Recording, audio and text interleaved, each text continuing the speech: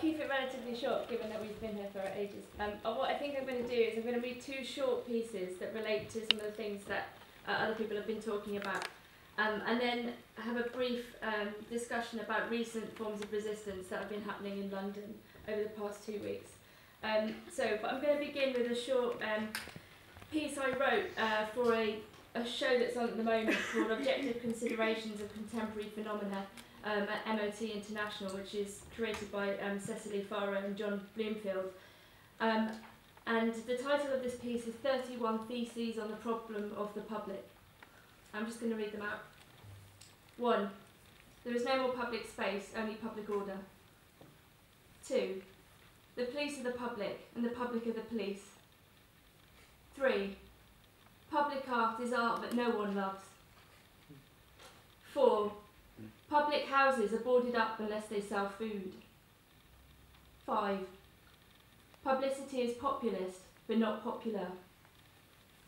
6. There is no more popular culture, only ways of seeing populations as nothing.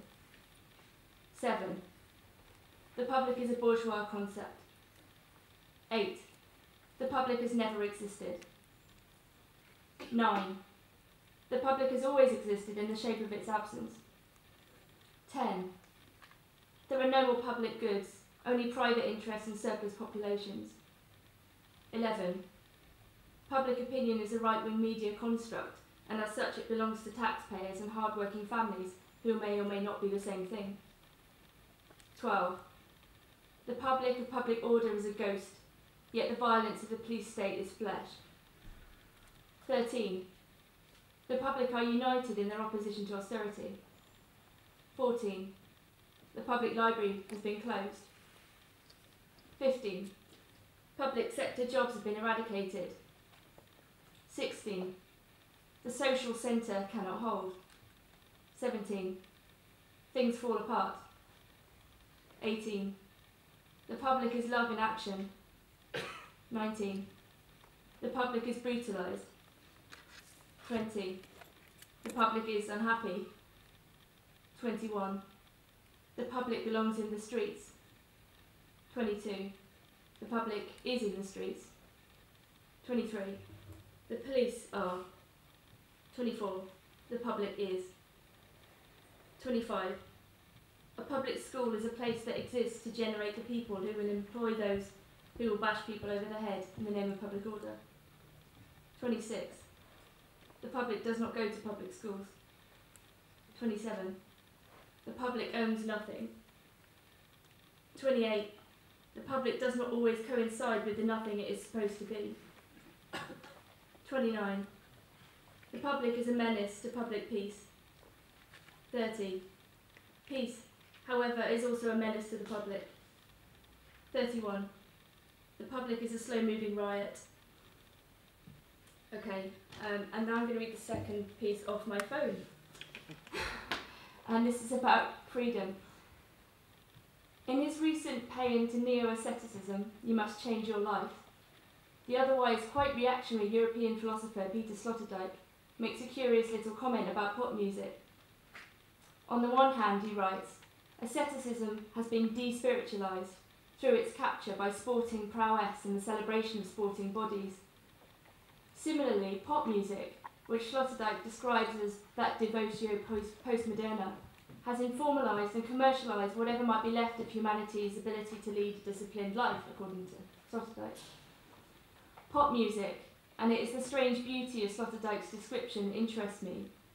He says, covers the lives of contemporary individuals with unpredictable flashes of inner emergency.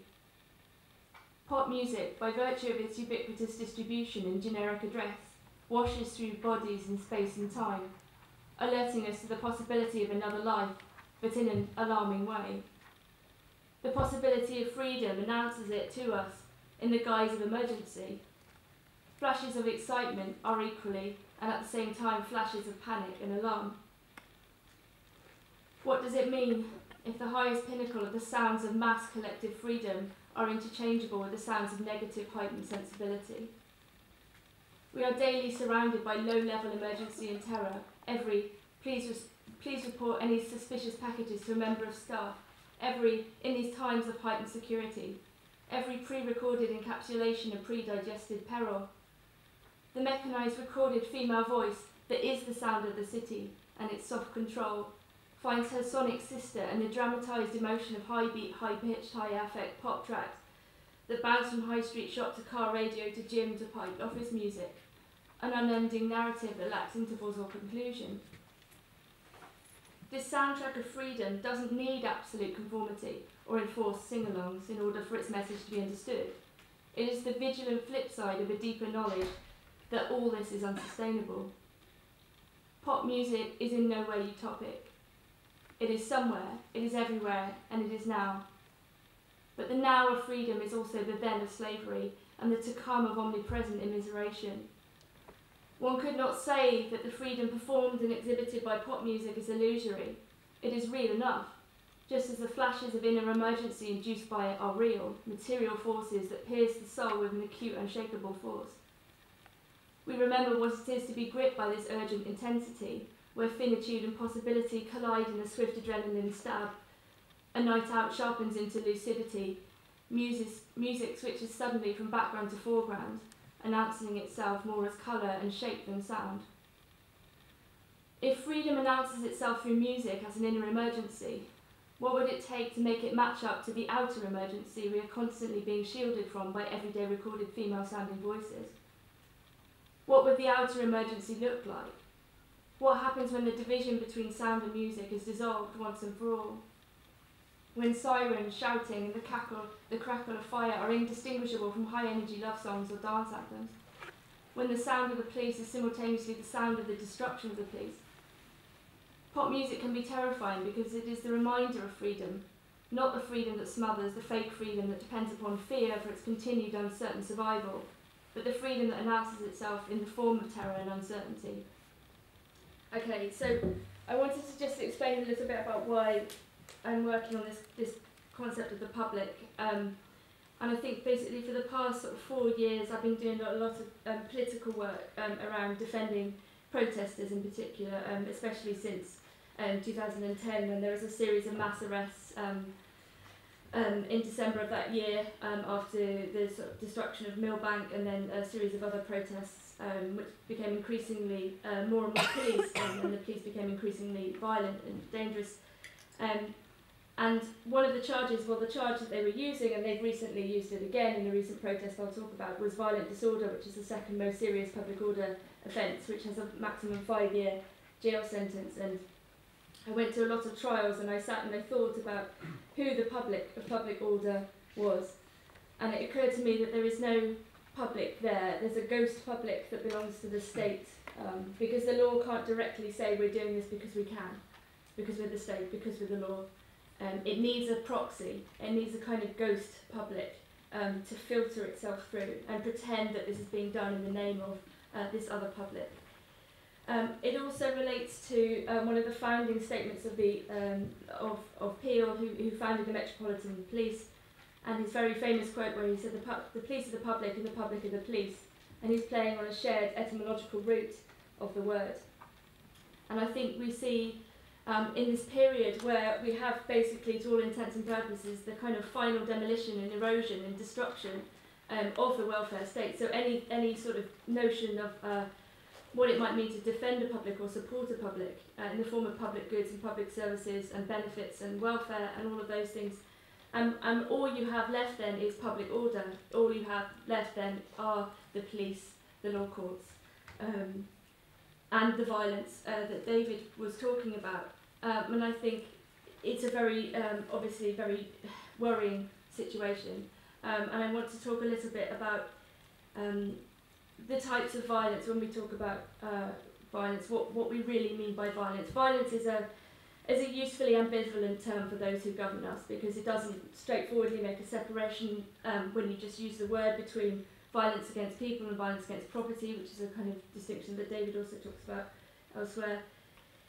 It doesn't kind of, when we think about violence, and we're sort of daily inculcated to think that violence is the kind we see on television, I suppose, in films, but not the sort of violence that directly comes from austerity, from cuts, and all that kind of real violence, the violence that leads people to commit suicide because they can no longer have enough money to survive, the violence of the exclusion of surplus populations, and I think we are in that situation. It's always it's a Marxian point, but I think we're looking at a situation in which, as we've seen in America and here and elsewhere, that certain types of population are literally being killed and people are getting away with it. And I think what I wanted to talk about just briefly is actions that have been happening in the past 2-3 weeks in London, organised by London Black Revolutionaries and other groups that directly link up the violence against black men, especially black men and women in the US, with violence against black people in the UK. And this group and various others organised this huge protest in solidarity with the people of Ferguson with the hashtag or the phrase Black Lives Matter, and also I or We Can't Breathe as the two sort of main slogans. And we saw a massive protest a couple of weeks ago outside the US Embassy, which obviously ever since '68 and the protests around Grosvenor Square has this kind of, hostile architecture thing going on, this kind of very defensive architecture that's designed to look like pot plants and things like this, but it's actually to stop people driving tanks into the US Embassy.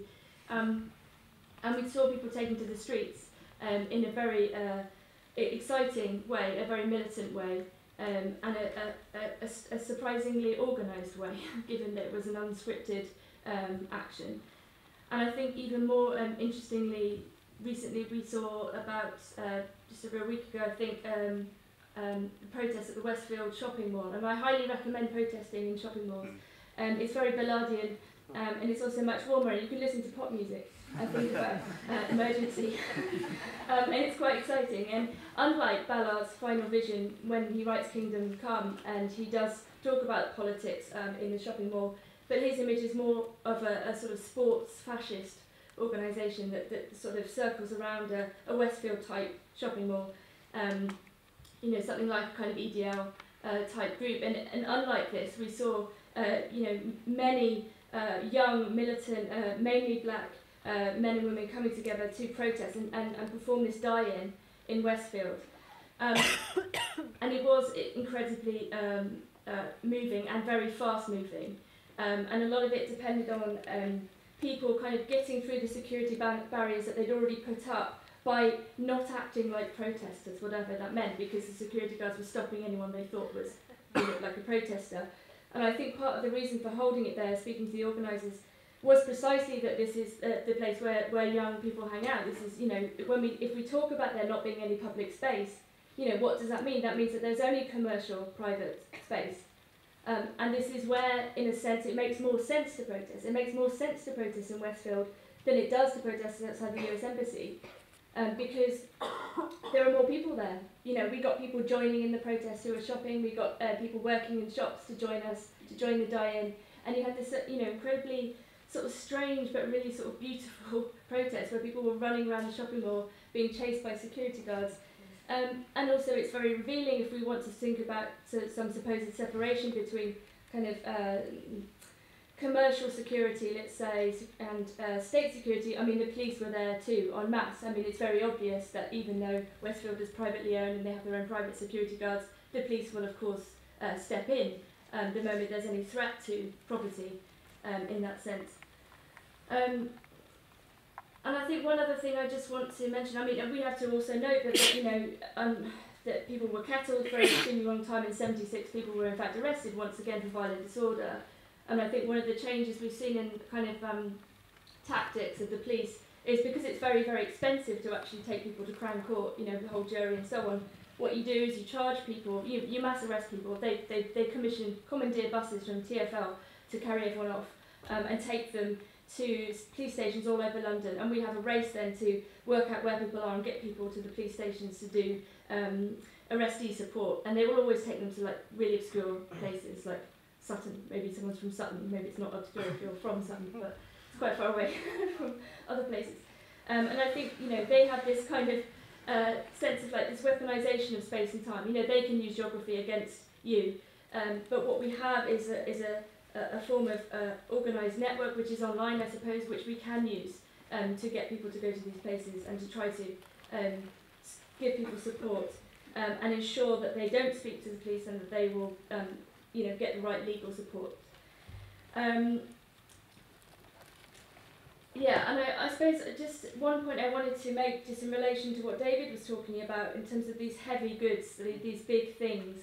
And I think one of the really important recent form of resistance, mass mobilisation, would be the mass liberation of housing from the Focus E15 mothers, making it, both a personal collective point, but also a much bigger point about the sheer scale and mass of empty properties that are not being used and that can be used, in a time when it's basically becoming almost impossible for people to afford rents.